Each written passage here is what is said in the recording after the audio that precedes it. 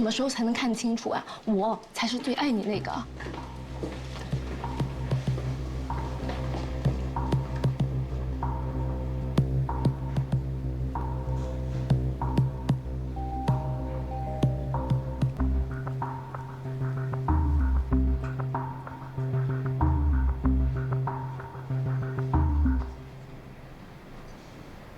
I don't ever slow up, no I don't take shit. I got no love for the fakeness. If you wanna play tough and wanna hate this, I'll always show up.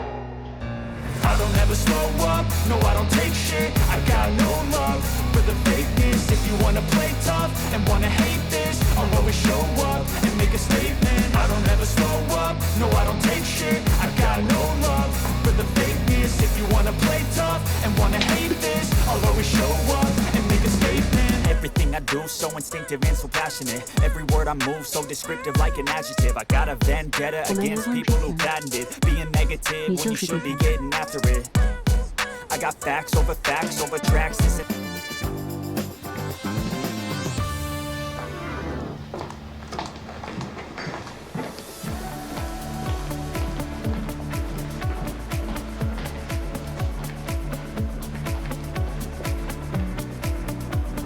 他凭什么打我呀？雪，你给我站住！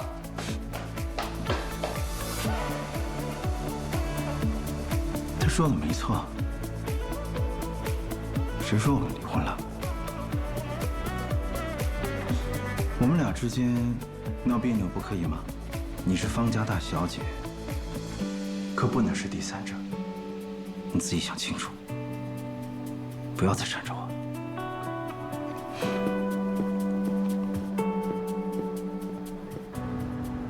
I don't ever slow up, no I don't take shit. I got no love for the fakeness. If you wanna play tough and wanna hate this, I'll always show up.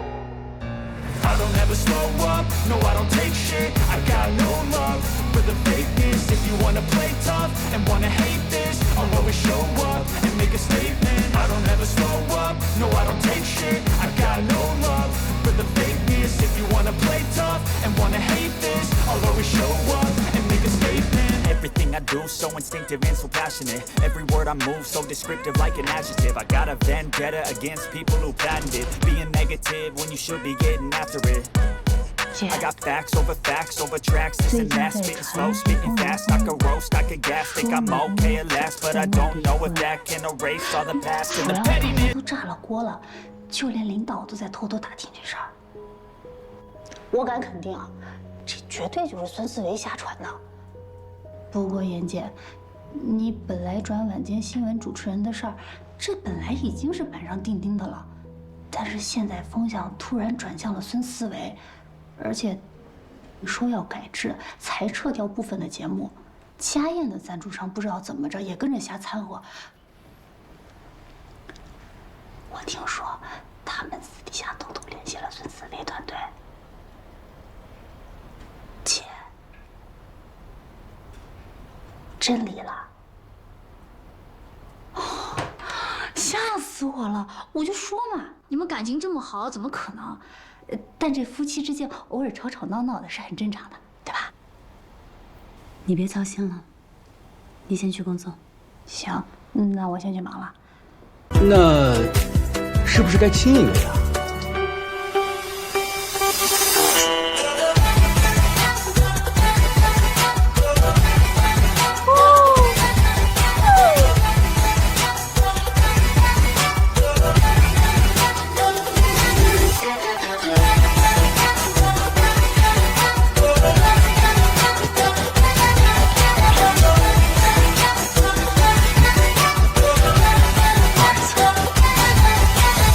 不久前，为了给工作室拉投资，许岩每天游走各大老板之间，介绍工作室的产品，陪着喝酒应酬。可结果却不尽人意，大家都以知名度不高婉拒了。沈浩明每天下班都会在许岩的必经之地等着他，默默地关注着，看着他辛苦的样子，心里很是难受。每次当他想要上前帮忙的时候，都会想起那天说的话。三人决定了要离婚，只好彼此就做陌生人了。就在沈浩明内心挣扎纠结的时候，乔林出现了。你在这儿干嘛呢？我来看一下妍妍。乔琳一直想给妹妹讨回公道。她看到沈浩明后，说起了他们两人之间的事情。虽然许妍有做错的地方，但她沈浩明也不是完全无辜。当初两人之间被揭穿后，许妍很是努力的想要挽回这段感情，可沈浩明却不相信她还利用她。但凡他对许妍好一点，也不会变成现在这种样子。既然当初那么决绝，那么今天就没必要这么假惺惺的。沈浩明听完后并没有生气，表示自己现在是真心想帮许妍的，希望乔琳能帮自己劝一劝。乔琳二话不说就拒绝了。我们妍妍现在一分一毛都不会再用你的了，你要不然赶紧走吧，以后也别再来了。隔天，许妍正常见客户帮严一房拉投资，这一幕正巧被蒋亮看到。之前在酒会上的时候，蒋亮就曾对许妍比较有好感。得知他自己创业拉投资后，更是猜到前段时间传出来的离婚风波很可能是真的。蒋亮很清楚许妍的能力，也很看好她的项目，但现在的严一方知名度太低，他不会轻易投资。可他为了帮许妍出面介绍了一个很出名的摄影师，就这样得到了许妍的联系方式。之后两人相处后，蒋亮越来越喜欢许妍的性格，更是给他的严一房进行投资。另一边，沈浩明准备和巴莱金合作，通过多方打探，发现巴莱金是个极其重视家庭的男人。他认为一个能够经营好家庭的、爱护和照顾好妻子的男人，才是一个有智慧、重承诺、值得信赖的合作伙伴。为了能谈下合作，沈浩明不得不厚着脸皮联系许妍寻求帮助。两人见面后，沈浩明依旧装作一副高高在上的模样，表示自己现在可以给许妍一个融资的好机会。许妍一下子就戳穿了他，是你遇到的困难比较大吧？许妍很明白，肯定是他遇到很棘手的事情，才会迫不及待地找上自己。沈浩明见状，知道自己无法再维持刚刚那副姿态，只能开门见山向许妍说明情况，表示需要许妍配合他再次扮演恩爱夫妻，出现在巴莱金夫妇面前，以此来博得好感，达成合作。说着把资料递到许妍的手里。许妍接过资料，了解完情况后，开始跟他谈起利益问题。而当他得知沈浩明要是能达成此次合作，能给沈家带来至少10个亿的时候，果断提出要100万的报酬，这让沈浩明很是惊讶。他知道做服装行业很烧钱，本以为许妍会提出更大的要求，没想到就只要100万。而为了再次和许妍搭上关系，他提出1000万，不过是入股而不是报酬。没等他说完，许妍直接拒绝了。我没有想让你来做我的甲方，这一次的合作是平等的，我只拿我的酬金，其他的我都不需要。听完这些的沈浩明心中无比酸涩，但他也只能答应下来。好，就这样说好了，100万当做你的酬金，但是你必须要记住，巴莱金先生很看重夫妻感情，我们必须要在他们面前表现得非常非常恩爱。合作愉快。合作愉快。许我耀眼的高能情节终于来了！即将离婚的沈浩明和许妍达成合作，在客户面前假扮恩爱夫妻。原来沈浩明为了跟一对俄罗斯客户合作，特意找许妍帮自己。许妍提出了100万的报酬，两人各取所需。隔天夫妻俩就开始了变装秀，穿着一身芭比牛仔风的衣服来到酒店，只为引起巴莱金夫妇的注意。虽然两人表现得很是卖力，但还是错失了机会。Seems so in love. 不过我不喜欢芭比，我更喜欢 Twilight 暮光之城的爱情。Yeah. 听完这些，沈浩明决定实施 B 计划，将自己打扮成暮光之城的样子，拼命在巴莱金夫妇面前刷存在感。These guys are like Edward and Bella. Yes, that's my favorite love story. You remember we used to watch the love? Yes, once that way. 可这一次还没有跟人家搭上话，幸运的是知道了巴莱金居住的房间，于是两人再次换装，来到酒店订下了巴莱金隔壁的房间。随后两人执行 C 计划，沈浩明给前台打去电话，定制了一个最贵的浪漫套餐，但故意把房间号说成隔壁的。在猫眼里看到服务员将蛋糕送到隔壁房间后，许妍和沈浩明就出来敲响了房门，说自己订的蛋糕不小心送错了房间。看到女人已经开始吃了，许妍立马露出一副很是失落的表情，接着走到他跟前拍马屁，这么美的鲜花蛋糕，就是要配这么美丽的夫人。许妍的这番话成功获得了女人的好感，邀请他们一起共同享用。许妍拒绝了，表示这么浪漫的蛋糕只属于美好的2人世界。我带你去酒店的草坪吧，听说很有名，还有节目表演呢。你们也去草坪吧，咱们到时候一起喝一杯。好啊，晚上见。就这样，两人成功跟巴莱金夫妻搭上了关系。回到房间后，许妍开始收拾行李，她本能的开始帮沈浩辰收拾行李。当她拿起衣服准备挂起来的时候，才反应过来这些都不应该是自己干的。于是她把衣服重新放到行李箱，让沈浩明自己收拾自己的行李。这让沈浩明心里有些失落。晚上来到草坪，4人坐在一起相谈甚欢。同时，翟总的助理也注意到了这一幕。草坪上举办了有趣的情侣游戏，巴莱金夫妇很是踊跃的参加了。沈浩明在为两人喝彩的时候，突然发现有男人盯着许妍，顿时醋意上头，脱下自己的衣服盖在了许妍身上。许妍则直接将衣服扔开。沈浩明见状让他注意下，别忘了他们还有合作。我不是你的下属，请不要命令我做事情和以前一样。听完这些的沈浩明有些意外，现在的许妍很有自我，是他以前从来没有见过的。于是他问出了自己一直想要问的问题：你觉得我们为什么会离婚？因为你利用我。难道你没有但我是真的爱你。我说以前我也帮了你啊。在沈浩明眼里，他得到自己想要的，许言何尝没有得到他想要的？觉得他们两人之间没必要走到现在这一步。什么意思？想挽回？我有挽回过啊，有用吗？所以你挽了。沈浩明心中想着挽回，可嘴上却总是说这两者之间的利益关系，否定许言的能力，觉得他在外面创业，所有的钱都打水漂了，只有他才能救许言，所以许言只有回到他身边才能成功。听完这些的许言直接对了回去：你凭什么高估你自己？你又凭什么贬低我？你觉得没有人要投我吗？我告诉你，想要投我的人都排着队呢。你要投啊？你排队好了。此刻的沈浩明迫切地想要知道到底是谁在投资。就在许言准备离开的时候，却被巴莱金夫妻叫住。女人炫耀了一番自己的奖品，并建议许言上去玩游戏。要玩吗，老公？来啊！然而两人玩游戏的时候，泼起水来一个比一个狠，丝毫不给对方留情面。我们对了啊，刚刚。不好意思，是什么？接下来玩你画我猜的时候，两人丝毫不配合对方，很没有默契。直到许言碰到创可贴这个题目的时候愣住了，他想起了那次在医院沈浩明给自己贴的卡通创可贴，那是自己最心动的时候。于是他对着沈浩明指了指手腕，沈浩明立马明白了他的意思。创可贴，恭喜回答正确，太不可思议了。我怀孕了，孩子是你的。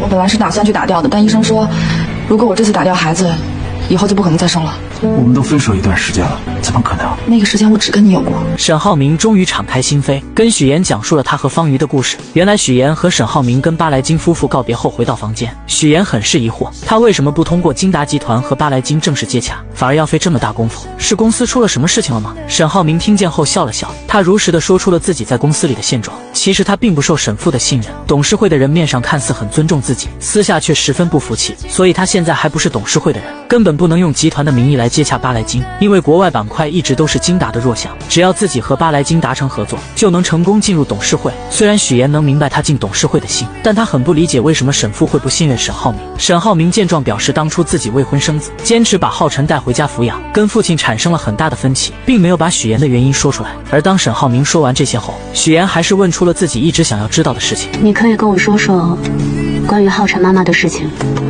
不想说也没有关系。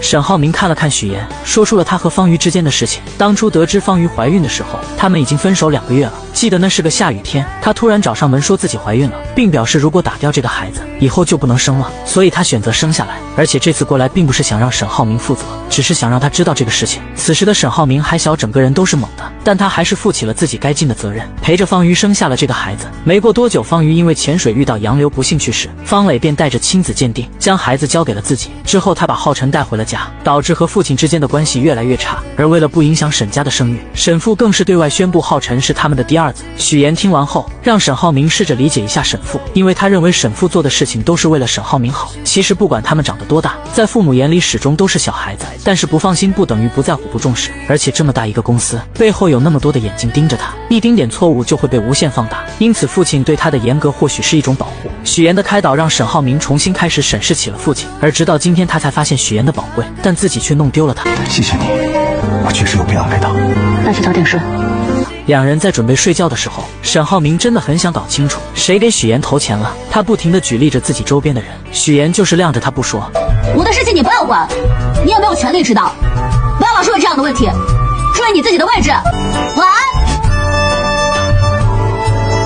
就在两人聊天的时候，殊不知背后却有人盯着他们。翟总为扳倒沈家上位，特意派商业间谍来打探许言和沈浩明有没有离婚，想让他拍下两人闹离婚的证据。怎料这个人却是个傻的，他拿着相机爬到树上，没想到却被树下的农药毒到掉了下去。不死心的他趁许言和沈浩明出去，想要趁着客房服务混进去，没想到却一头撞到了门上。好不容易费了9牛2虎之力进去拍了照片，没想到准备离开的时候，许言和沈浩明回来了。没办法的他只好躲在衣柜里。明天早上他们就离开了。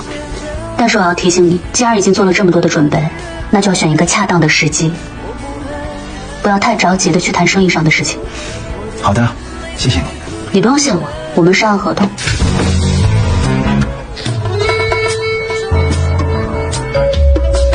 不久前，两人还在因为与巴莱金合作的事情扮演恩爱夫妻。在逛街的时候，沈浩明还借着合作给许岩描了眉毛。起初，许岩看着旁边有人，为了完成任务只能答应，但看到对方认真的样子，不心动是假的，毕竟那是自己真真切切爱过的人。之后，两人回到房间，准备聊一聊后续的计划。突然，衣柜里传来动静。面对这突如其来的状况，两人并未表现出丝毫的慌乱或声张，而是默契地选择了静观其变。沈浩明心思缜密，他故意向许岩提及自己已与巴莱金达成重要合作的消息，以此作为掩护。随后看似不经意地打开了衣柜门。当那名男子的身影映入眼帘时，他随即以取毯子为由，巧妙地利用衣柜门夹住了男子的脚。这一举动既是对男子的警告，也是为了进一步观察其反应。事后，沈浩明向许岩解释，衣柜中的男子受伤不轻，极有可能是竞争对手派来针对巴莱金夫妇的间谍。他之所以没有直接揭穿，是担心打草惊蛇，让真正的幕后黑手逃脱。为了不让男子察觉到他们的怀疑，两人继续保持着日常的对话，言谈间未露半点破绽。不久之后，沈浩明与许岩一同前往拜访巴莱金夫妇。出乎意料的是，那名男子竟也出现在了会面现场。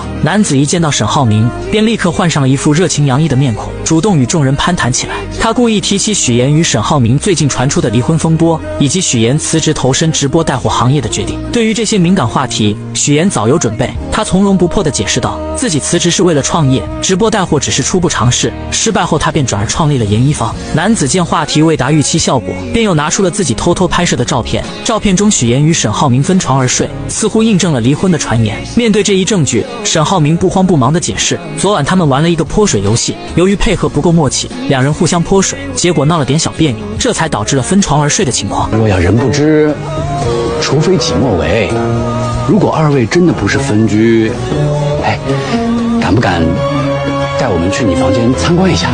随后，一行人来到了沈浩明的房间，众人一进门便被眼前浪漫而温馨的布置所吸引。房间内不仅装饰的别具一格，还摆放着一些趣味横生的玩具，显然是沈浩明精心准备的。他们好有情趣啊！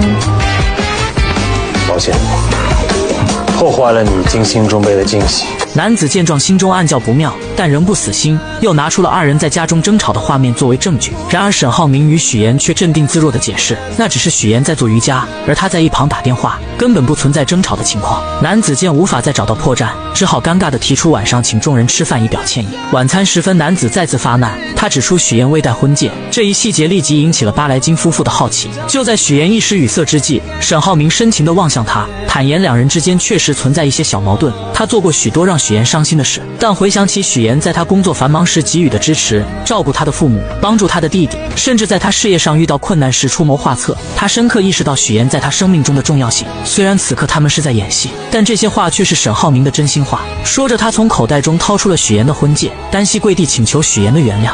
那下次不能这样。肯定不会。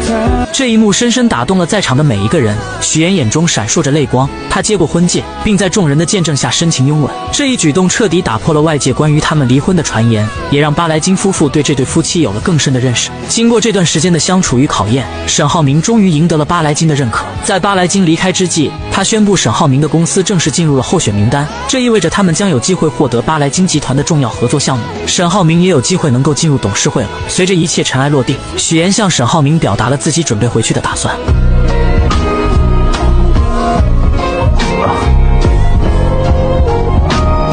不好意思，这几天我习惯了。这个习惯可以改掉。啊，你这个大摇头，万年不变。这个西服，8993件套。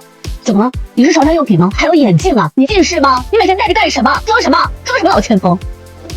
即将离婚的许岩和沈浩明再也不装了，开始吐槽起对对方的不满。原来沈浩明在送许岩回去的路上，许岩还是忍不住把蒋亮是投资他的人说了出来。沈浩明听完后觉得蒋亮就是一个花花公子，全都是靠他姐姐懂什么投资。许岩看到他这副看不起人的样子，顿时怒火上头，但他还是很耐心的解释，承认自己昨晚说有投资人是骗人的，可人家蒋亮也是看了他们最新一期的视频，才开始确定了投资的。真的是好演技，知不知道还有什么事情骗着我呢啊？听完这话的许岩破罐子破摔，直接将以前欺骗沈浩明的事情全部都说了出来。第一次去金达采访的时候，发烧是真的，但晕倒是装的。沈浩明听完后更是不甘示弱的表示，在医院给许岩贴的创可贴是陈秘书买的，只是看到他感动的一塌糊涂，就没有吭声。这番话彻底伤到了许岩的心，毕竟那是他第一次对沈浩明动心。怎料沈浩明乘胜追击，指责许岩给他挑的每一件衣服，没有一件是他满意的，颜色、品质、品味都很差。许岩听完后彻底破防，他气急败坏下让沈浩明反思一下自己，是不是是长得老成，眼光又跟不上时代，整天不是梳个大油头，就是穿得像个卖保险的，永远都是西装半永久3件套。是潮商用品吗？还有眼镜啊！你近视吗？你每天戴着干什么？装什么？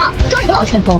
沈浩明听完后气炸了，他摘下眼镜开始火力全开，吐槽许妍做的饭很难吃，自己一直都是硬吃下去的。许妍不甘示弱地说他送的珠宝腕表又土又俗，没有一件是自己喜欢的。没想到沈浩明却说这些东西都是陈秘书买，自己一点都没有参与。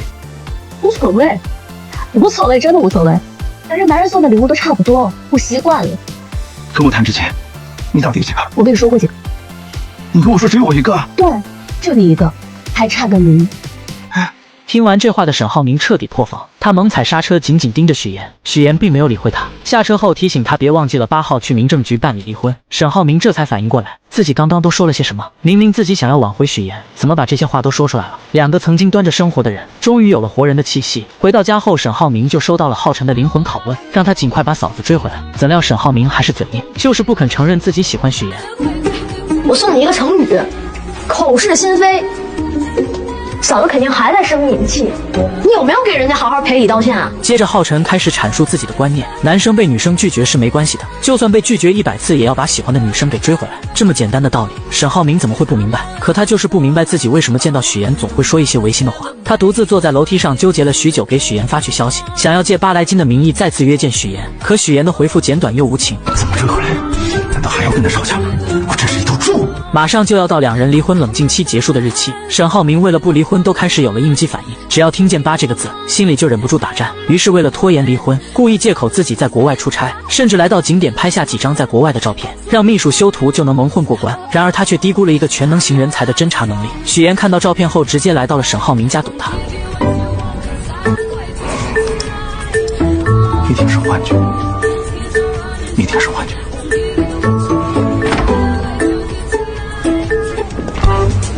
你不是在俄罗斯吗？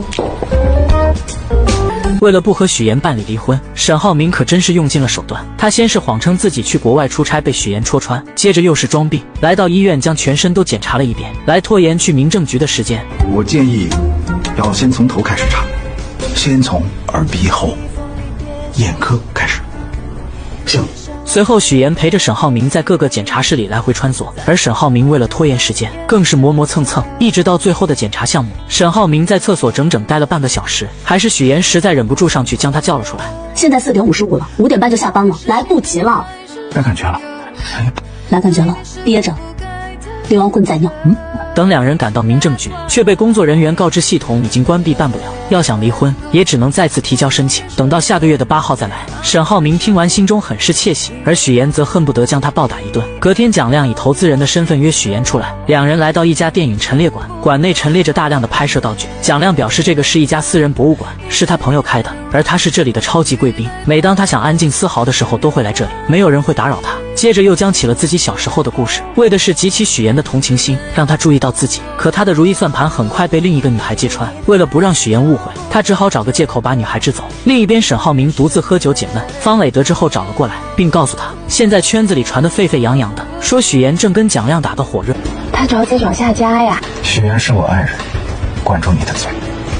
你还护着他，他就是把你当成一个有钱的冤大头，你还护着他。沈浩明，你真的应该好好看看他有没有给你戴过绿帽子，还是说绿帽子你早就戴习惯了？方磊本想着刺激一下沈浩明，没想到人家连看都不看他一眼，恼羞成怒下直接拿起酒杯泼了过去。你打我呀！你怎么不打我呢？你打我呀！就在这时，韩律师找了过来，将方磊给扛走了。沈浩明很是烦闷，喝醉酒的他来到许妍家楼下，却看到蒋亮对许妍表白。吃醋的他立即走上前宣誓主权，接着追着许妍来到了电梯，准备跟着上去，没想到却被许妍拦在外面。我听到你拒绝了蒋亮，你还跟他说我们之间的问题是可以解决的。可以解决，就是离婚。说完，许妍就要关上电梯，可沈浩明却笑眯眯地打开了。此刻的许妍很是无奈，她很是平静地表示，2人之间婚姻本来就开始的不体面，只是各取所需。现在她只想好聚好散，而且自己会尽力将事情的影响降到最低，只希望能顺顺利利拿到离婚证。听完这话的沈浩明瞬间愣在了原地，他没有想到许妍是如此的决绝，可还是不死心按着电梯不放。把手拿开。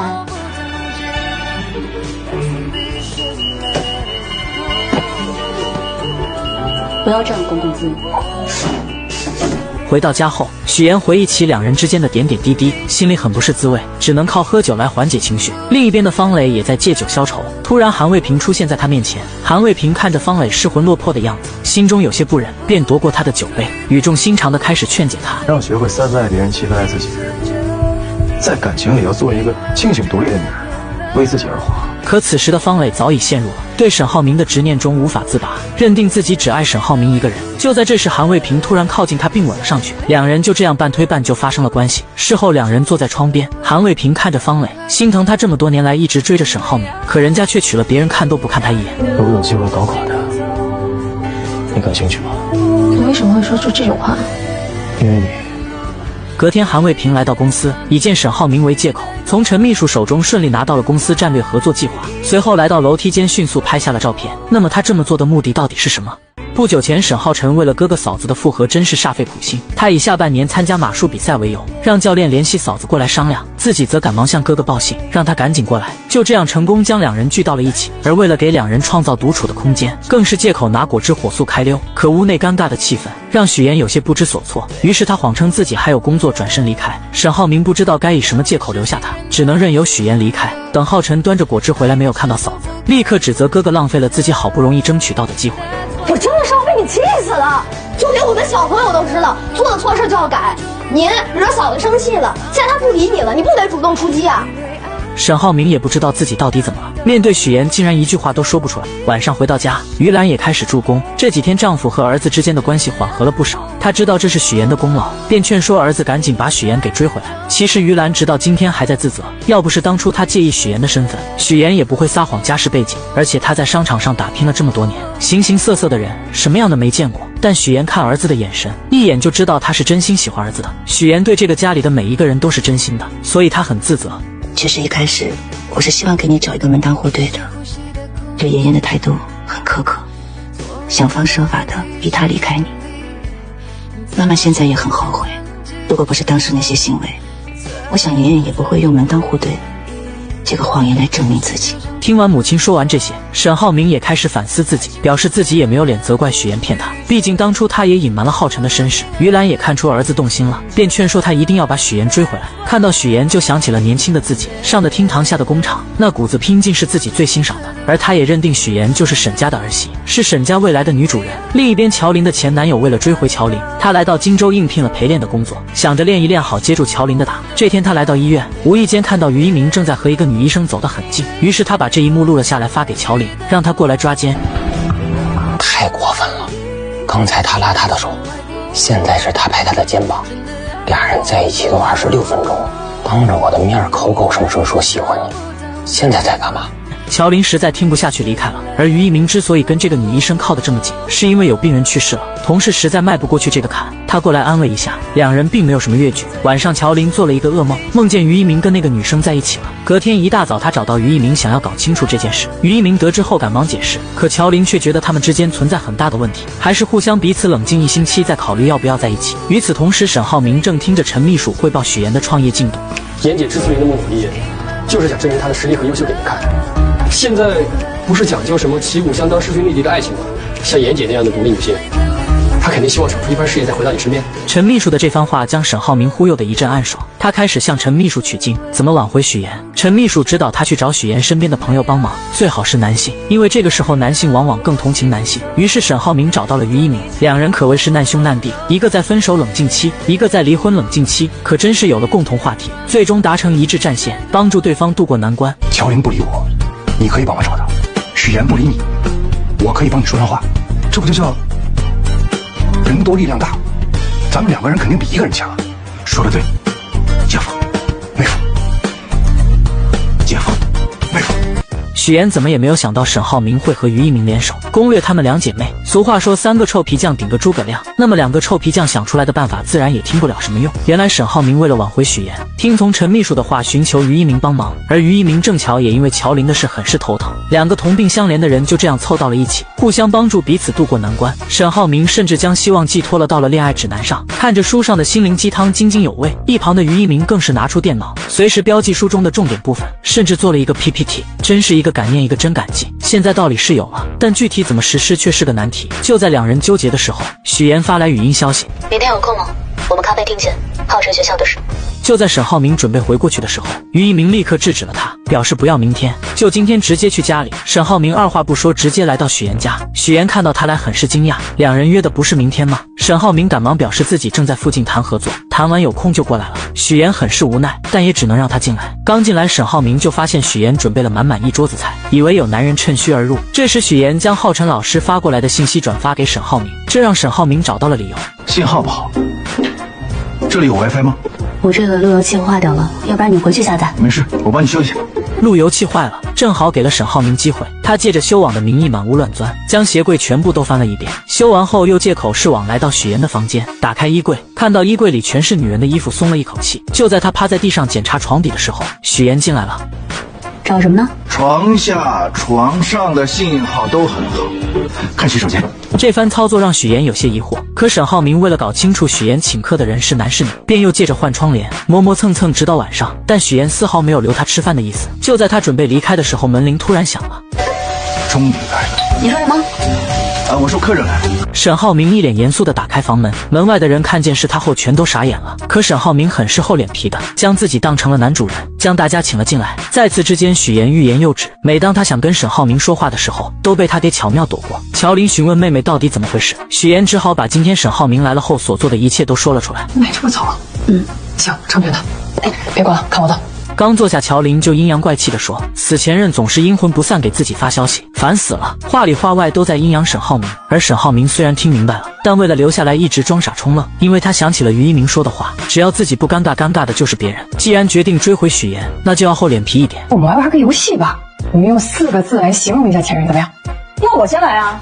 油盐不进，有眼无珠，心眼死多。听着许岩的小姐妹们说的话，沈浩明只是笑笑也不说话。在厨房忙活的许岩却十分解气，而为了攻略闺蜜们，沈浩明更是下血本，直接用上金钱大法。看到什么喜欢的可以买，我给大家免单。能免多少？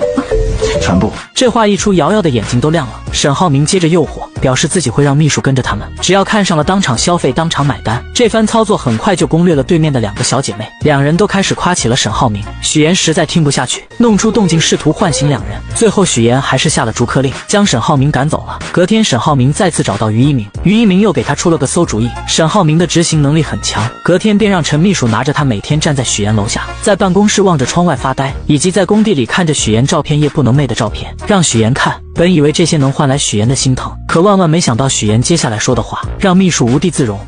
什么偷拍能怼得这么近？沈浩明也挺配合的呀，是坐在床上的吧？是啊。那你也在床上？你俩都在床上？别人接电话，有信号。别人接电话。哎呦，没人叫你，我俩过去。你叫我，没接。哎，好，这不是我家，是要掉头。不是你去哪儿了？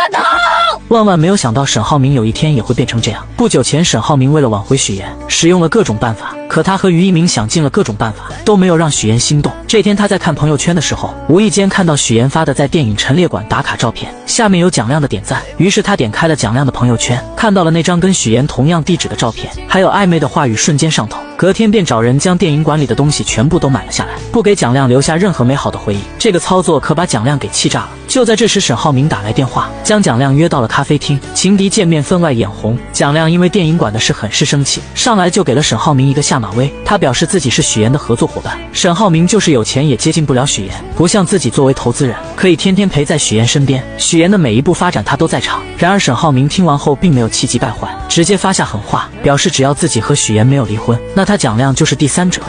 我绝对不会放过第三者。沈浩明警告完蒋亮后就回到了公司，却突然收到巴莱金先生的文件。巴莱金表示在正式签约前还要再对沈浩明进行3个月的考察，在此期间不能出现任何风险和暴雷。您跟妍姐离婚这事儿能不能想办法再拖一拖？没办法的沈浩明只能找乔林帮忙，可乔林一直都站在妹妹这边，声称许岩的态度就是他的意思，他不会帮沈浩明。沈浩明见状很是真诚地表示自己已经试过了各种办法挽回许岩，上个月为了不离婚还想尽办法拖延，这是他从小到大第一次东躲西藏，也是第一次这么害怕失去一个人。他真的不想跟许妍离婚，可即使如此，乔琳也做不了妹妹的主，还是没有帮沈浩明。而看到乔琳不愿帮忙，沈浩明只能先完成于一鸣的嘱托。他告诉乔琳，最近于一鸣的状态很不好，天天菜饭不思，一心想着怎么才能让他消消气。怎么会跟他在一起啊？同病相怜嘛。我是真没想到你能跟于宁待在一块儿了。像那个倒数第一跟倒数第二互相帮忙，你也是真没辙了呀。最终乔琳还是心软了，透露许妍明天会在公司假扮，但蒋亮也会在。沈浩明听完后整个人都不好，隔天买好甜品来到了公司，之后便赖着不走，盯着两人不让他俩有任何的亲密接触，甚至在蒋亮发表自己的观点时，上前直接反驳了他的观念。在经营公司上，沈浩明比蒋亮强的不止一点。蒋亮在商界一直都是个花花公子，靠着他姐姐一步一步走到今天，所以他的有些观念还是不如沈浩明。此刻的许妍也没有闹脾气，而是专心听着沈浩明传授的经商之道。最后一个建议，将来无论是我、蒋总，或者是更高阶的人给到你建议，你可以监听，但是千万不要近亲。最终的决策是自己的判断力。我知道，知道就好。看到许妍认真听取了自己的建议，沈浩明很是得意地坐在沙发上，还给了蒋亮投去了一个挑衅的眼神。许妍走后，两人之间的火药味十足。晚上，于一鸣再次找到乔琳，这次的他准备很是充分，买了许多彩妆送给乔琳，还做了攻略，一一跟乔琳介绍化妆品的用处和适合她的口红。乔琳听着他的介绍很是惊讶，没想到于一鸣会去了解这些。因为你喜欢，这样以后我们就有更多的共同话题，你不会嫌弃我。这番话彻底感动了乔琳，两人终于化解了之前的矛盾，在一起了。日子看似平静，背地里却暗流涌动。沈家的对手翟总为了不让巴莱金和沈浩明合作，派商业间谍调查沈浩明和许妍离婚或者感情破裂的证据。三番五次的失败后，将所有的希望放到了沈浩明的律师韩卫东身上。不管你用什么方法，方雷也好，你在律师圈的人脉也好，3个月之内必须拿到他们离婚或者感情破裂的证据。记住，千万不要让你干爹失望。如果这2条路都行不通，严一方也是另一个办法。但许妍的研衣房在蒋亮的投资下越来越步入正轨，设计出了许多好看的款式。许妍忍不住将这些喜悦全部都分享给了姥姥，甚至还给姥姥做了几身衣服。姥姥，您仔细看啊，我们这衣服上面全都是纯手工的，您肯定懂，一针一线，这都是非遗文化。许妍与乔琳一同出现在姥姥面前，通过视频通话，将研一方精心制作的新款服饰逐一展示给屏幕那端的老人。许妍还特别提到自己亲手为姥姥设计缝制了一套专属服饰，这份心意让视频那头的姥姥笑得合不拢嘴，直称自己是研一方最忠实的满级铁粉。在一片欢声笑语中，姥姥带着满足的笑容结束了通话。然而挂断电话后的许妍心中却泛起了层层涟漪，她深知姥姥总是以笑容掩饰着对她的思念与牵挂，即便心中渴望相聚，也总是担心自己的到来会打扰到孩子们的工作与生活。这份深沉的爱让许妍更加坚定了要在荆州站稳脚跟，为姥姥创造一个温馨舒适的晚年生活环境的决心。命运似乎总爱在不经意间设置考验。正当许妍与团队紧锣密鼓地筹备着新一批成衣的入库工作时，一场突如其来的意外打乱了所有计划。送货车在前往仓库的途中突发故障，停在了半路上。面对即将到来的滞留金罚款和紧迫的时间限制，许妍迅速联系了冠冠，说明了当前的困境。冠冠虽即刻着手安排救援车辆，但修好故障货车至少还需3-4个小时，时间紧迫不容拖延。就在众人焦急等待之时，沈浩明意外地出现在了公司。沈总，这么慌张，是发生什么事了？妍姐出事儿了。她的车坏在半路上了。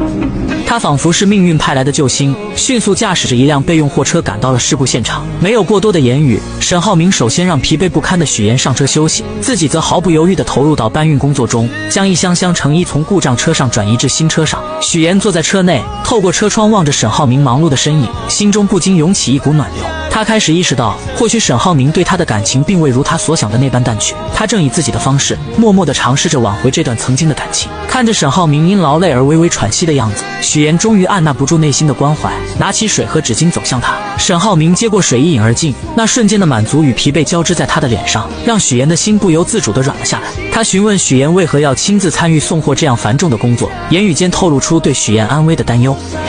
第一批货嘛，我不想有任何意外，所以就亲自过来验收，要去看一下下一批货的情况。你呢？沈总这么大的公司，自己来帮忙。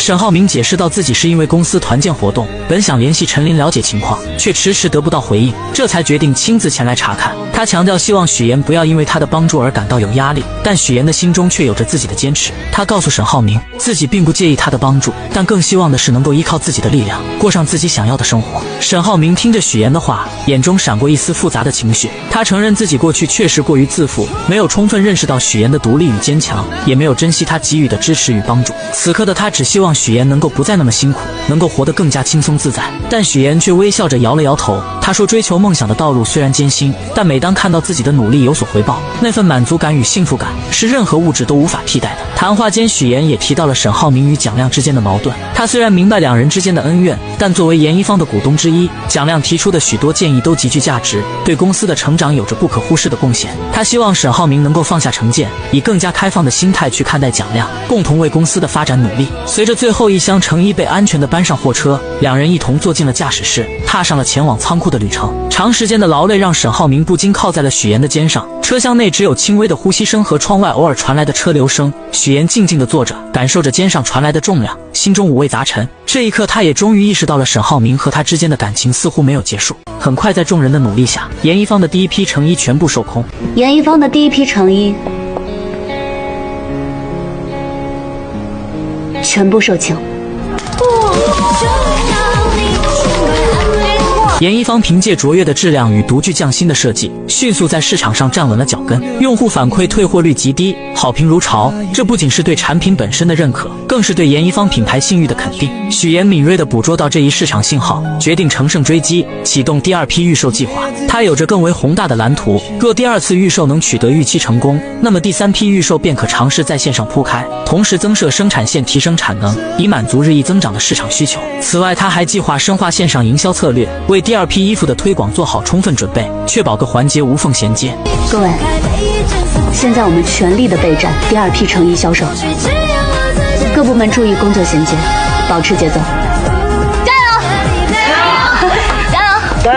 然而山海浮沉，成功背后往往隐藏着未知的挑战。次日，当许妍踏入公司时，一个棘手的问题摆在了她的面前。第二批成衣尚未正式发售，市场上却已出现了同款仿制品。这些仿制品虽外观相似，但面料与做工却大相径庭，价格更是低廉的令人啧舌。我们的这款卖3999，他们这个才卖399，而且上线一天卖了几百件，我们总共才上线100件。更糟糕的是，对方不仅利用低价策略疯狂抢占市场份额，还雇佣网络粉丝及博主对严一方进行恶意抹黑，企图通过宣传击垮这个新兴品牌。面对这突如其来的危机，许妍迅速冷静下来，开始分析可能的原因。他推测，要么是工厂内部泄露了设计图纸，要么是有人故意购买黑稿进行打压。然而现实比预想的更为残酷，店铺订单骤减，退单率飙升，而工厂方面不仅否认泄露图纸，还提出了预先支付30%定金的要求，这无疑让严一方的处境雪上加霜。此时的许妍才明白，这次严一方真的遭到危机了。与此同时，蒋亮从姐姐那里得知了严一方的困境，姐姐建议立即终止与严一方的合作，认为在这次危机中，严一方很难全身而退，即便日后澄清，也难以恢复往日辉煌。但蒋亮却有自己的打算，他约许妍共进午餐，试图用自己方式给予她支持与鼓励。餐桌上，蒋亮耐心分析当前形势，表示愿意动用个人资源帮助严一方渡过难关，即便公司暂停资助，他也愿意自掏腰包。然而许妍却婉拒了蒋亮的好意，他深知蒋亮若在公司决策上与主流意见相悖，将会面临巨大的压力与非议。他更倾向于采纳沈浩明的建议，避免与资本过度绑定，保持品牌的独立性与自主性。蒋亮见状，只得承诺公司只是暂时暂停投资，待危机解除后，投资将会恢复，他本人也将继续担任投资人角色。但我觉得这件事情呢，也不是坏事，起码让我知道了我有一个这么好的投资人，有一个这样有情有义的朋友。回到公司后的许妍看到团队成员们士气低落，她深知此刻需要的是团结与信心，于是她组织了一场紧急会议，共同面对挑战。会上她做出了决定，首先对所有正规渠道购买的衣服实行全额退货退款，其次暂停与涉及抹黑行为的博主合作。随后她决定不再删除任何负面言论，而是选择正面回应，直面危机。同时许妍还宣布了第3批衣服的制作计划，强调此次必须严格保密设计细节，一旦设计完成，立即投入生产，以更快的速度回应市场需求。然而危机似乎并未就此止步，正当严一方全力应对网络言论时，物料供应商也找上门来，要求提前结清尾款，以防严一方因资金链断裂而无法履行合同。供应商态度坚决，表示这是为了降低自身风险。乔林试图以合同约定为由进行拖延。张经理，咱们也合作挺长时间的了，您今天闹这么一出，这说难听点可叫落井下石。既然您这样，那我也不客气的告诉你，钱你今天肯定拿不到，一切只能按照合同办事。你要是再这么继续闹下去，请你出去。刚才开会已经说过了，如果有任何问题的话，严一方愿意承担一切后果，所以您不用担心。许愿小姐，好久不见。让谁也没想到的是，那个曾处心积虑想要揭穿许岩和沈浩明关系的男人，竟又一次阴魂不散地找上了许岩。他一来便直入主题，谈起许岩目前深陷的种种困境，那副模样仿佛对许岩的处境了如指掌。此时许岩脑海中不由自主地浮现出蒋亮曾说过的话：很少有初创品牌能在短时间内被迅速推到风口浪尖，这背后大概率是有人在暗中操控。你这是在善意地提醒我，还是在警告我？可面对许岩隐晦的试探，男人却满脸无辜，坚决不承认有任何幕后操作，还一本正经地宣称自己是严一方的粉丝。然而话锋一转，他还是暴露了真实目的，直言自己关心的始终是金达公司和思拓公司谁能与巴莱金的公司达成合作。接着他又就是重提，强调之前在度假村的提议依旧有效，只要许岩愿意在公众面前宣称自己和沈浩明的关系破裂，他就能立刻帮许岩解决眼前的燃眉之急。2000万资金瞬间到账，许岩听后内心没有丝毫动摇，他毅然决然地拒绝了男人史蒂夫的交易。在他看来，这不过是自己人生道路上的一道小坎，他有信心凭借自己的能力跨过去。随后他礼貌而坚定地示意史蒂夫离开。这突如其来的交易让许岩倍感压力，然而环顾四周却找不到一个可以倾诉或求助的对象。这时他只想逃离现场，找个能释放工作压力的地方，但是他不知道去哪里。其实眼下这种情况，他可以把工作压力吐露到有温度的社交平台，像 SO 就很温暖，这里的人愿意花时间倾听他的经历，可以给他安慰和鼓励，而且瞬间广场上有很多感受相通的灵魂，有了他们的陪伴，许岩或许就没有那么难受了。想有人陪伴，我推荐 SO。然而命运似乎并不打算轻易放过许岩，一波未平一波又起。严一方刚遭遇外部危机，内部又出了大问题，财务总监突然提出离职，而且态度强硬，声称明天就要走人。许岩顿时慌了神，要知道公司所有的账款往来、供应商对接，可都是这位总监负责的，短时间内根本找不到合适的人来接替。无奈之下，许岩只能搬出合同条款，强调财务属于特殊岗位，必须提前1个月通知离职，以便做好工作交接。可财务总监却不为所动，两人因此在公司里发生了激烈的争执，气氛一度十分紧张。就在这时，林涛意外出现了，他深知财务岗位的重要性，一进来就严肃地指出，必须确保后续工作的连续性和稳定性，移交的材料也必须真实可靠。严总，希望你找一个有经验的人给我交接，否则啊，过时不候。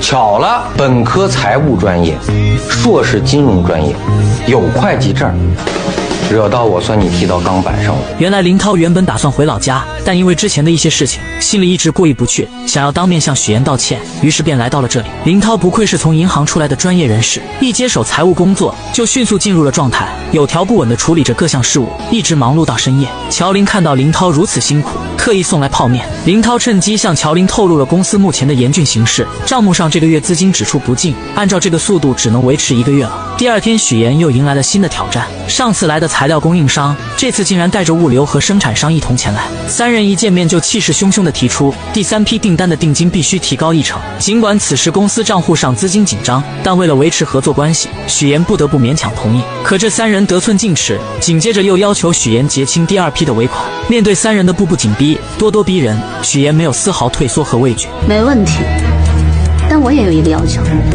一旦你们收到了款项，严一方将永远跟你们停止合作。我知道现在外面传了很多不好的事情，对严一方伤害很大，但那都是故意的抹黑造谣，风波总是会过去的。许岩再次向3位合作伙伴重申了严一方对产品质量的把控，他语气坚定表明，若款项立刻结清，双方的合作将即刻终止，并给予对方1分钟的考虑时间。正当气氛紧绷至极点，沈浩明意外地引领着巴莱金的夫人步入会场。原来夫人这次是作为莫斯科代表参与中俄文化交流访问团而来，他对严一方早有耳闻，于是这次特意前来参观。得知许岩正与合作伙伴进行关键谈判，巴莱金夫人表达了她的愿景，希望严一方能迈向国际舞台，并主动提出可以提供助力。她透露自己即将出席一场规格极高的国际晚宴，希望能穿着严一方的服饰亮相。许岩见状礼貌地邀请夫人暂离谈判现场，由他亲自陪同挑选服装，而沈浩明则接手了与3位合作商的对话。面对沈浩明，3位合作商的气焰明显收敛，他们注意到新到的俄罗斯地产界重量级人物的夫人，意识到严一方背后有着不容小觑的支持力量，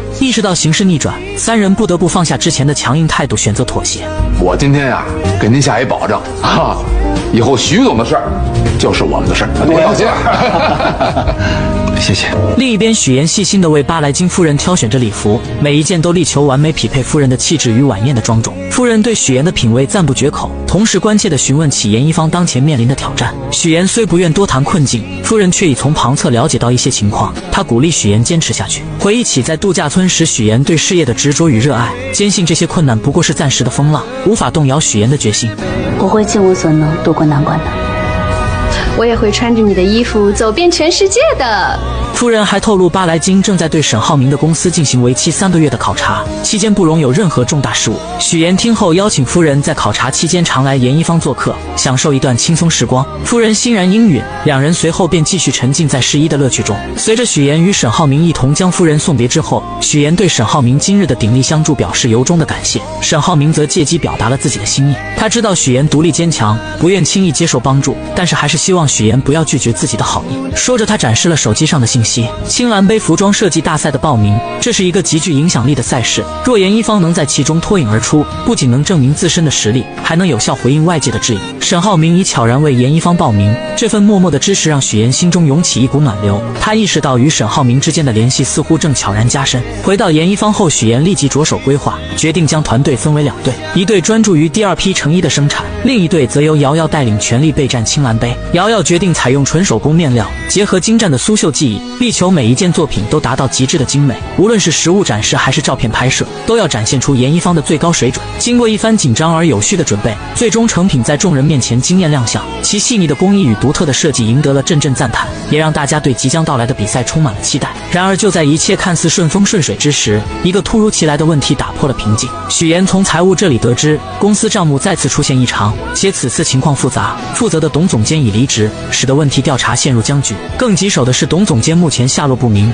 无法取得联系，这无疑给本就紧张的局势又添了一层阴霾。上回和董总监一起工作对接的那个林先生，我看他业务能力挺强的，要不我们找他帮帮忙？我知道了，先忙吧。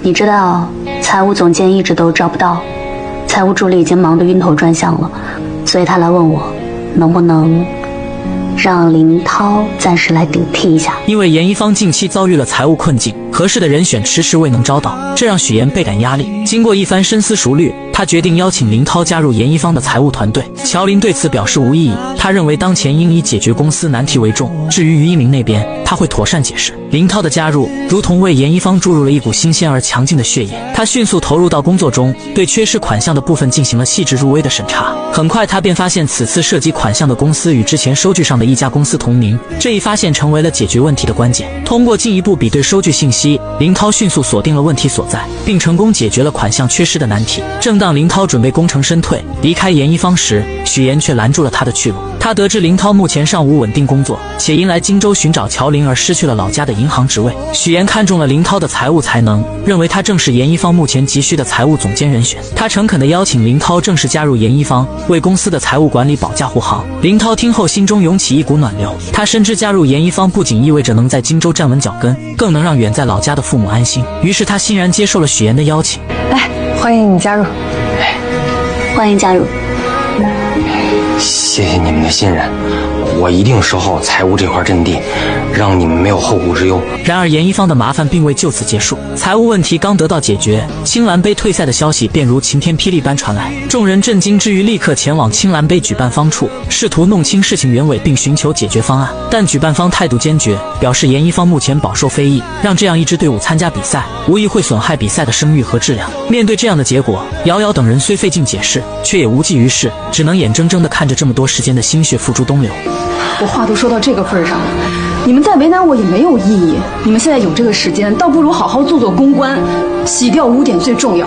与此同时，沈浩明也接到了退赛的通知。为了帮助许妍挽回舆论劣势，他毅然决定接受孙思维的采访。在采访中，沈浩明详细阐述了严一方所遭遇的困境，以及许妍一直以来的低调与努力。他指出，有人趁机利用劣质商品抹黑严一方，这种行为与建造房子时只追求低价而忽视品质无异。他强调，严一方的品质是无可挑剔的，那些抹黑的行为并不能反映真实情况。沈浩明还表示，自己从许妍身上学到了许多，尤其是他帮助偏远地区居民就业，让家长能回家陪伴孩子的善举，让他深感敬佩。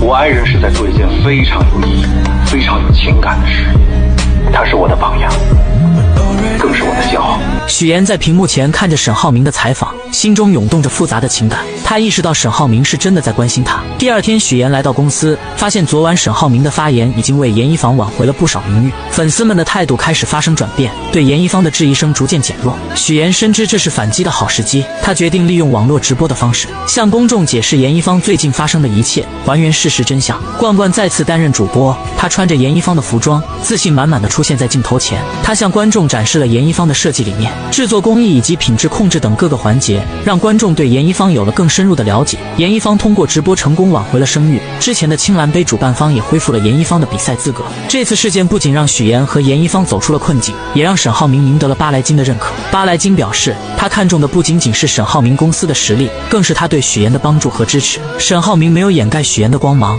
而是在背后默默支持他，这种品质让巴莱金深感敬佩，也让他更加坚定了与沈浩明合作的决心。其实让我下定决心和金大的牵手，正是因为看到你经营夫妻关系的智慧，还有你夫人身上的那股拼搏向前的冲劲。严一方的危机刚刚画上句号，就在这时，于一鸣意外地在严一房门外与下班的林涛不期而遇。昔日因为乔林而生的情敌关系，在此刻却意外地迎来了转机。林涛神情坦然，主动打破了沉默。他告知于一鸣，自己已彻底放下对乔林的情感纠葛，此次加入严一方，纯粹是为了助力其度过财务难关，同时也是为自己寻找一个稳定的职业归宿。于一鸣听后心中五味杂陈，但更多的是释然与敬佩。他缓缓伸出手，与林涛紧紧相握，两个男人之间的恩怨情仇，在这一刻化为了无形。希望你能为严一方出一份力。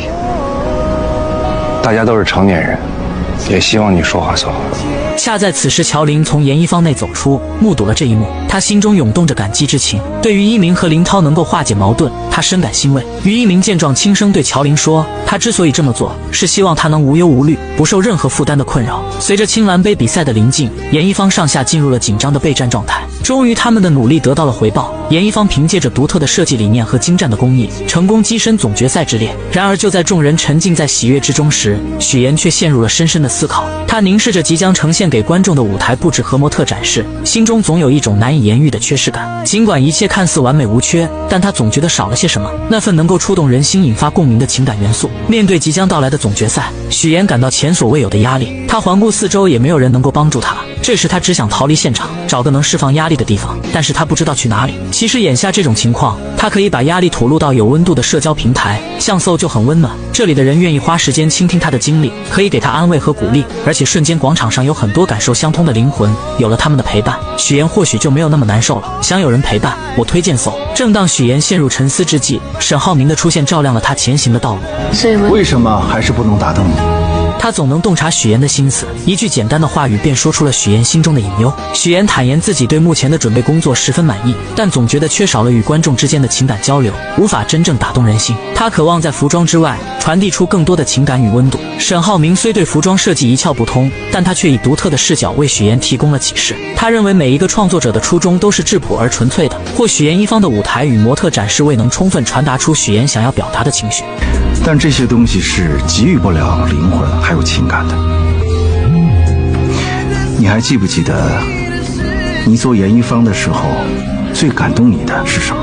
这时许妍想起了瑶瑶曾提及的彝族服饰，那些承载着母爱与传承的衣物，每一件都蕴含着母亲对女儿的深情厚谊。她恍然大悟，原来彝族服饰的精髓在于那份无私的母爱与代代相传的温情。于是她果断决定更改方案，将母爱传承作为总决赛的主题。第二天，当许妍带着全新的设计理念走上舞台时，她彻底征服了在场的所有评委。母爱传承的主题不仅展现了服装的美感，更触动了人们内心深处最柔软的部分。严一房因此荣获了最具商业价值奖，口碑逆转，再次赢得得了市场的认可与尊重。晚上众人欢聚一堂，共同庆祝这一来之不易的胜利。其实这一路走来真的挺不容易的，有多难，我们自己心里很清楚。所以严一方能到今天，荣耀是属于在座的每一个人。许岩在致辞中感谢了每一位团队成员的付出与努力，但特别想要感谢的一个人却让他陷入了短暂的犹豫。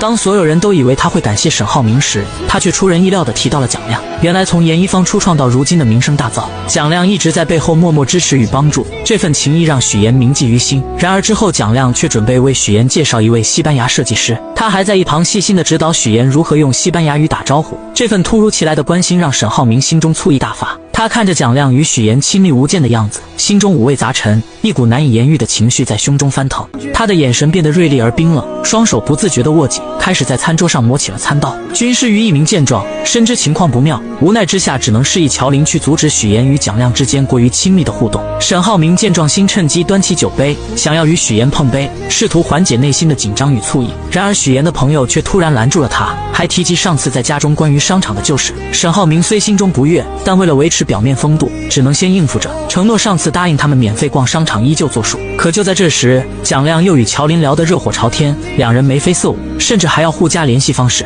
我们家乔林性格就这样，跟谁都能聊得来，没事啊，没事。这个好，那真这个蒋亮确实不是个东西啊，控制不了的巨大。这场景让同病相怜的沈浩明和于一鸣瞬间站在了同一战线。于一鸣赶忙上前拦住蒋亮，表明自己是乔林的男朋友，成功阻止了二人进一步的发展。沈浩明再次试图与许岩碰杯，可许岩又被朋友缠住，众人纷纷向他表示感谢。那杯象征着和解与亲密的酒始终未能如愿喝下。然而就在二人准备碰杯的关键时刻，蒋亮突然提出要玩飞镖游戏，还声称中标的人能获得现金奖励。这一提议瞬间吸引了众人的目光，大家的注意力都转移到了游戏上。蒋亮又提议第一镖让许岩先来，许岩考虑到沈浩明的心情，便邀请他一同参与。然而沈浩明看着情敌蒋亮，心中的怒火噌的一下冒了起来，他黑着脸冷冷地表示自己不想玩，可众人却一直劝说许岩赶紧开始游戏，现场气氛一度陷入尴尬。那我先走了。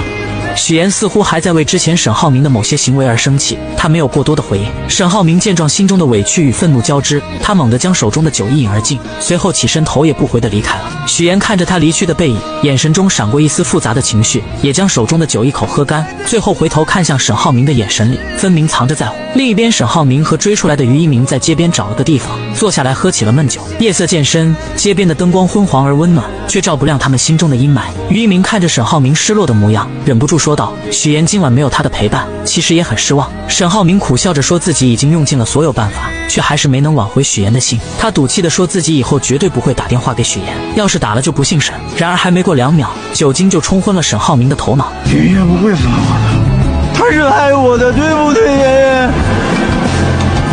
妍妍，浩明，我跟你讲，你沈字被摘了啊！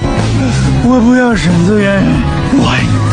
接我电话。与此同时，许岩送走众人后，独自一人在餐厅里喝酒。他强颜欢笑，试图掩盖内心的失落，可那微微泛红的眼眶和偶尔闪过的落寞神情，还是出卖了他的真实情绪。他嘴上说着自己很开心，可心里却空落落的。许岩离开餐厅后，坐车回家，在车上，他突然有一种奇妙的感觉，仿佛沈浩明在远处呼唤着他。当乔林准备送他回家时，许岩却突然说这不是他回家的路，随后让师傅掉头前往城东33号7栋。第二天清晨，阳光透过窗帘的缝隙洒在许岩的脸上，他缓缓睁开眼睛，却发现自己和沈浩明睡在了一起，两人都脱光了衣服。原来昨晚于一鸣送醉酒的沈浩明回家后不久，乔林也扶着同样醉意朦胧的许岩来到了这里。两人脚步踉跄，眼神迷离，都固执地认为这里是自己的家。一进门便你一言我一语地吵了起来，声音越来越大，他们互相指责对方走错地方。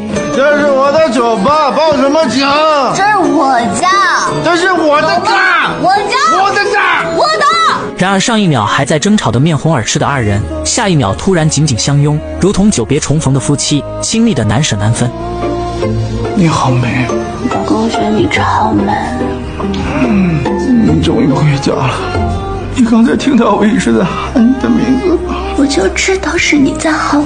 这时许言不经意间发现家里原本挂着的婚纱照不见了，取而代之的是一幅艺术照。沈浩明见状急忙走到许言身边，转过身露出后背，得意地表示艺术照上的人就是自己。说着他伸手拿走艺术照，那幅结婚照便完整地展现在二人面前。这一瞬间二人之间的关系也隐隐有了恢复到从前的迹象。随后他们的目光又被鱼缸中的观赏鱼吸引，两人兴奋地讨论起来，竟异口同声地表示想要把小鱼煎着吃了。可前一秒还在兴致勃勃计划吃鱼的二人，下一秒就突然吻在了一起，热情而炽烈。乔林和于一鸣看到这突如其来又火辣的一幕，无奈地对视一眼，只好将二人送到房间中去，这才有了今天早上这令人意外又惊喜的场景。乔林和于一鸣向二人讲述完昨晚的闹剧后，便以约会为由匆匆离开了，留下许言和沈浩明二人独自在家。房间里弥漫着一种微妙而尴尬的气氛，为了打破这份沉默，许言率先开口说自己要去上班，随后便开始四处寻找昨天落下的包。就在许言准备离开时，沈浩明突然一个箭步上前，拦住了他的去路，顺势将他壁咚在墙上，眼神中满是深情与渴望，想要吻上去。然而就在这千钧一发之际，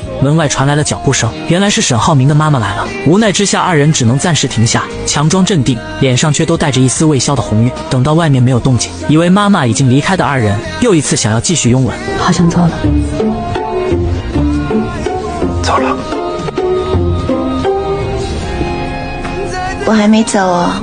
可就在这时，妈妈突然又折返回来，手里还提着早餐，二人瞬间愣住，场面尴尬到了极点。沈浩明灵机一动，赶忙解释说他们在锻炼。妈妈看着二人这模样，心中已然明白沈浩明成功追回了许言，脸上露出了欣慰的笑容。吃饭时，妈妈提起沈浩辰成功晋级马术比赛，想要邀请朋友来家中做客，希望许言能够帮助策划。许言欣然同意后，便说自己要去公司拿文件，准备先离开。妈妈也趁机让沈浩明赶紧送许言。终于许言再次坐上了沈浩明的奔驰大 在回去的路上，两人都不说话。沈浩明觉得气氛很是尴尬，便打开了车上的音乐。怎料刚打开，第一首歌竟然是婚礼进行曲，真是音乐都在助攻两人。奈何沈浩明就是不争气，由原来的好命歌转换成嘴硬歌，当着许言的面就是不说自己的真心话。为了缓解尴尬的气氛，许言说起最近的研衣房终于步入正轨，终于回到以前正常的样子，自己也打算做更多的传统织染工艺的衣服。沈浩明也谈到自己与巴莱金的合作马上达成，接着邀请许言和巴莱金夫妇共进晚餐。许言很是爽快地答应了。不知道那个巴莱金先生喜欢喝果酒还是洋酒？行，我多备点。听完这些话的许言想起昨晚的事情，说了句还要喝酒吗？此时的沈浩明还没有反应过来，一本正经说酒是个很好的东西，可以拉近大家之间的距离，提升好感。刚说完他就反应过来，让许言明天不要喝了。我可以喝。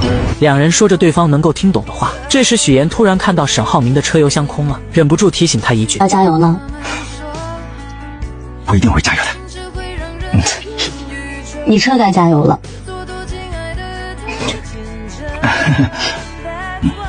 回到公司后，许言在大家口中得知，自从他们在服装大赛获得奖项后，之前找麻烦的工厂也都保证继续合作。这件事情让他深刻意识到，只有自己变得强大了，才会被世界微笑对待。于是他让大家忙完这阵先回去休息，整装待发。然而就在这时，门外来了一个男人。男人自称是古北镇经济服务中心的负责人张丰玉，此次前来就是想让研一方宣传一下他们那里的非遗技术草木染。没想到正与许言接下来的计划不谋而合，双方立即达成了合作。隔天许言将自己打扮一番，然后戴上婚戒，哼着小曲去参加聚会。可他刚下车就接到了史蒂夫的电话。史蒂夫为了挑唆许言和沈浩明的关系，将巴莱金对沈浩明有3个月的考察时间说了出来，甚至表示沈浩明之所以帮研一房，就是为了稳住许言不离婚，达成与巴莱金的合作。许言听完后想起索菲亚给自己说的话，心中开始动摇，再加上史蒂夫的挑唆，据我所知，今天这个饭局就是为了让巴莱金夫妇相信你们是模范夫妻，感情稳定。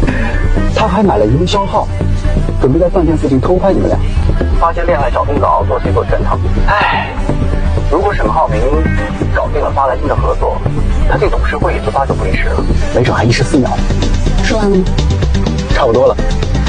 我只是想提醒你，在生意场上，凡事还是要多一层考虑。许言虽然对此很是怀疑，但他还是换上一副笑脸走了进去。这一次他并没有坐在沈浩明身边，而沈浩明也发现了他的变化，可他并不知道这当中发生了什么。等送走巴莱金夫妇后，许言直接松开了手，一脸冷漠地说自己先回去了。沈浩明不知道他怎么了，赶忙将他拉住，因为两人刚开始就是互相欺骗、互相利用，再加上沈浩明确确实实伤到了许言，这在他的心里已经生了刺，所以这一次许言不想听他的解释。以后你想帮我，我会大方接受的。毕竟我们都是成年人，讲究利益是很正常的事情。你和我之间的关系就保持各取所需就好，做不了夫妻就当朋友，保重。